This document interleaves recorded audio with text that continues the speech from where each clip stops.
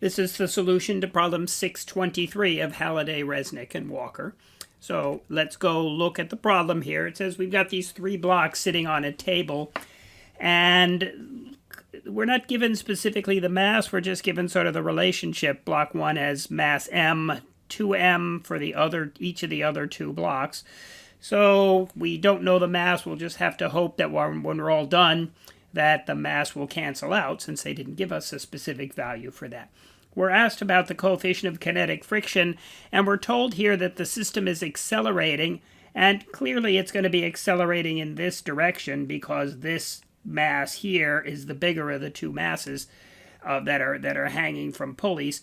So that looks like the scenario here. So what do? The same thing we always do, really, is think about the forces that are acting on the various masses. So let's go first. Clearly, the force of gravity acts on M1, M1G acts down that way, and M3G acts downwards in that direction. So that's, as I say, because this force is the bigger one, that's why the system is going to be moving off to the right. So then what else happens? Well, clearly this block 2 is sitting on the table, and so it's going to interact with the table, and there'll be a frictional force. We know the system is moving, it's accelerating. So that's the kinetic friction force that we can put in there. Notice block 2, of course, has some other forces acting on it. It's got the force of gravity acting downwards, and it's also got the normal force then, of course, acting upwards.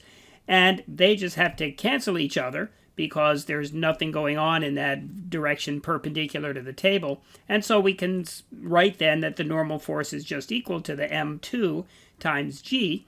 And notice we can then put in specifically that m2 is equal to that 2m. Again, we don't know the numerical value of m, but we can certainly go ahead and write that.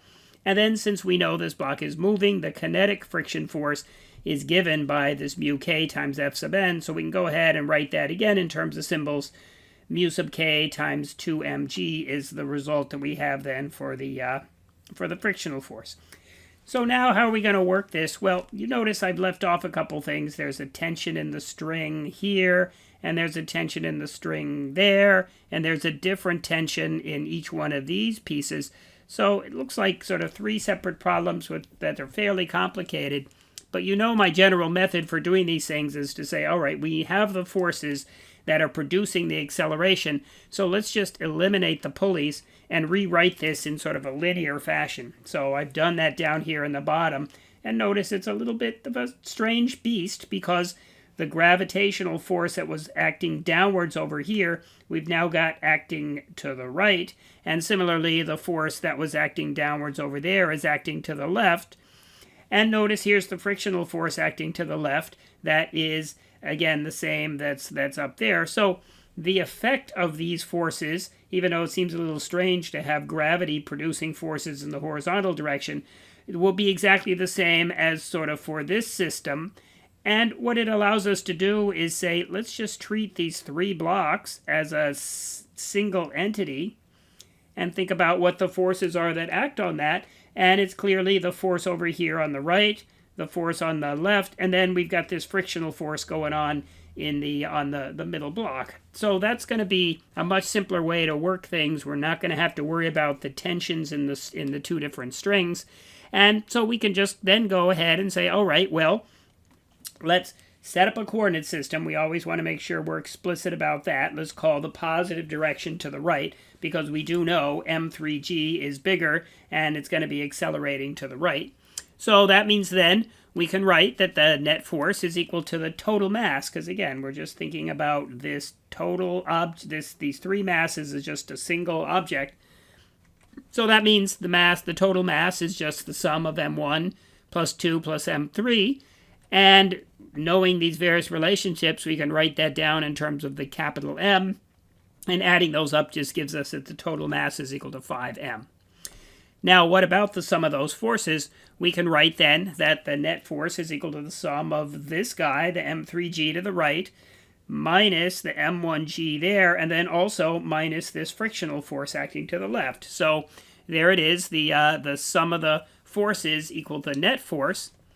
And again, we can put in some of the numbers here. We still have to work with symbols, but m3 has a mass of 2 times capital M. and m1 is just capital M, so we can write that result down. And if we sort of simplify a little bit, 2mg minus mg just gives us mg and then minus Fk, minus that frictional force. So now what do we know? Let's just take this guy. That's equal to the net force, and so we'll just rewrite that. The mg minus Fk is equal to the net force, but we know that net force is equal to the m total times the acceleration, and that m total is the thing we'd calculated up here already. So that allows us to write that as just 5 times m times a.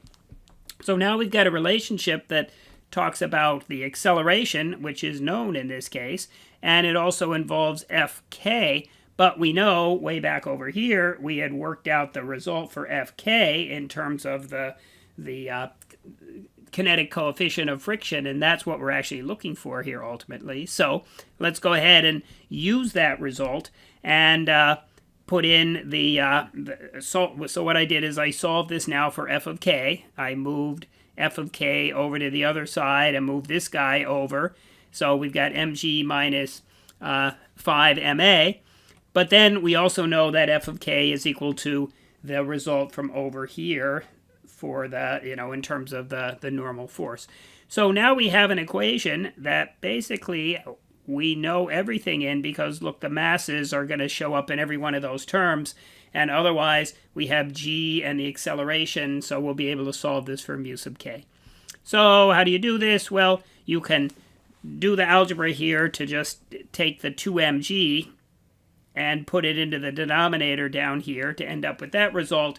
Notice here it's explicit that the capital M shows up in all of the terms, so you can just get rid of that. And now we've got an expression we can just plug in. The g is 9.8 meters per second squared, and we also have the acceleration a. If you want, you can sort of simplify that a little bit to be 1/2 minus, just doing the two terms separately, minus 5/2 a over g. I'm not sure that really simplifies things all that much, but if you do that, and then you put in the various numbers, the acceleration that we're given, and the acceleration due to gravity, then you work that out and it comes out to 0.37. And that's the whole deal. So we got away without knowing specifically what the mass is, just by following through the equations until ultimately we ended up with a result where the mass wasn't necessary. So that's it for this problem.